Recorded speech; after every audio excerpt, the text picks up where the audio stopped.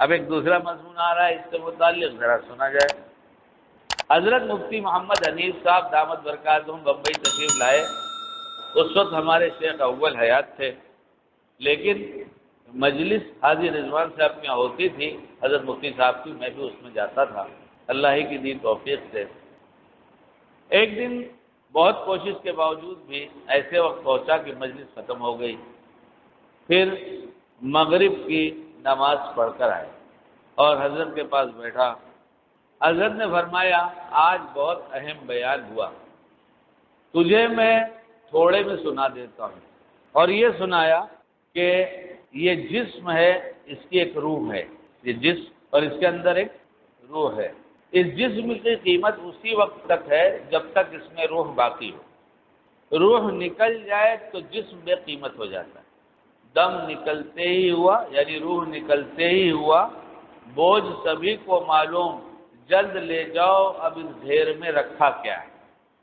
سارے محبت کرنے والے، ایک آدمی کی روح نکل گئی، شکیل کی نکل گئی، لوگوں کو خبر ہو گئی، لوگ آنے لگے۔ اب کوئی نہیں پوچھ رہا ہے کہ بھائی شکیل بھائی کو قبرستان کب لے چلو گے؟ کوئی پوچھے گا؟ کیا کہے گا کس کو لے چلو گے؟ ہاں؟ میت کو کب لے چلو گے؟ کیا کہے گا؟ میت کو۔ اب جو آ رہے ہیں وہ یہی پوچھ رہا ہے میت کو کب لے چلو؟ کچھ لوگ یہ بھی کہہ رہے بھائی جلدی لے چلو، جلدی لے چلو، جلدی لے چلو۔ اگر اللہ بولنے کی توفیق دے اس وقت تو ہم شکوہ کریں گے کہ ارے بھائی میں اپنے گھر میں ابھی موجود ہوں، تم لوگوں نے میرا نام بھی بولا دیا، اور بات کر سکوں تو امی سے کہوں امی تم تو بہت دنوں تک ہمیں اپنے سینے سے لگائے رکھا تھا، تم نے پال پوس کر بڑا کیا، تمہارے جیسی محبت ہمیں نہ کوئی دے سکا نہ دے سکتا ہے، تم تو تھوڑی دیر ہمیں گھر میں رہنے دو۔ تو امی جواب دیں گی بیٹا نہیں، اب تم جلدی ہی چلے جاؤ تو اچھا ہے۔ ہر ایک کہہ رہا ہے جلدی لے چلو، جلدی لے چلو، جلدی لے چلو۔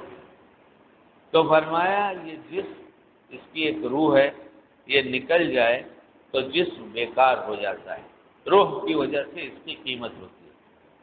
پھر فرمایا اور جو روح ہے، اس روح کی بھی ایک روح ہے، جو روح ہے اس روح کی بھی ایک روح ہے، اگر وہ روح نکل گئی تو یہ روح مردہ ہے، اور وہ روح ہے علم۔ کیا ہے؟ علم۔ روح کی روح علم ہے، اور فرمایا اس علم کی بھی ایک روح ہے، اور اس کی روح ہے عمل۔ اور کتاب میں لکھا ہے علم عمل کا دروازہ کھٹکھٹاتا ہے، علم عمل کا دروازہ کھٹکھٹاتا ہے۔ جب آدمی عمل کر لیتا ہے تو علم باقی رہتا ہے، اور عمل چھوڑ دیتا ہے تو علم رخصت ہو جاتا ہے۔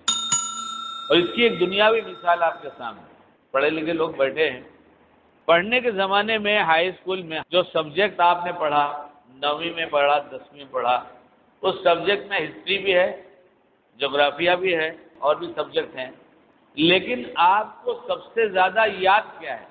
آپ دیکھیں گے سب سے زیادہ آپ کو یاد میتھس ہے۔ کیا ہے؟ حساب کتاب۔ کیا زیادہ یاد ہے؟ حساب کتاب، کیونکہ اس پر عمل روز ہو رہا ہے۔ اور جغرافیہ کی باتیں کتنے دن میں ہوتی ہیں؟ سال، 2 سال، 5 سال میں۔ ہاں کبھی کوئی تذکرہ کرتا ہے بھائی جغرافیہ میں جب ہم پڑھ رہے تھے تو وہاں یہ ایسا ایسا مضمون تھا، تو آدمی پڑھا ہوا کہتا ہے ہاں مجھے بھی خیال آتا ہے ایسا تھا۔ تو کیوں بھول گئے؟ اس لیے کہ جس کا استعمال ہے اسے ہم بھول گئے۔ تو یہ کوئی ایسی بات بزرگوں نے نہیں فرمایا کہ علم عمل کا دروازہ کھٹکھٹاتا ہے، اور جب آدمی عمل کرتا ہے تو علم باقی رہتا ہے، اور اگر عمل نہیں کرتا تو علم رخصت ہو جاتا ہے۔ فرمایا روح کی روح علم ہے، اور علم کی روح عمل ہے، اور پھر فرمایا عمل کی روح اخلاص ہے، اللہ کے لیے ہو اخلاص۔ یہاں تک تو خیر کچھ بات سمجھ میں آ بھی گئی۔ اگلا جملہ فرمایا اور اخلاص کی بھی ایک روح ہے، تو بہت چوکے ہم کہ ہم تو یہیں تک پہنچے اب تک سن کر کہ اخلاص جو ہے یہ عمل کی روح ہے، لیکن فرمایا کہ اخلاص کی بھی ایک روح ہے، اور وہ یہ ہے کہ ہر وقت اپنے اعمال میں عدم اخلاص کا شبہ ہونا، کہ ہائے اخلاص تو ہے نہیں، ہائے اخلاص تو ہے نہیں۔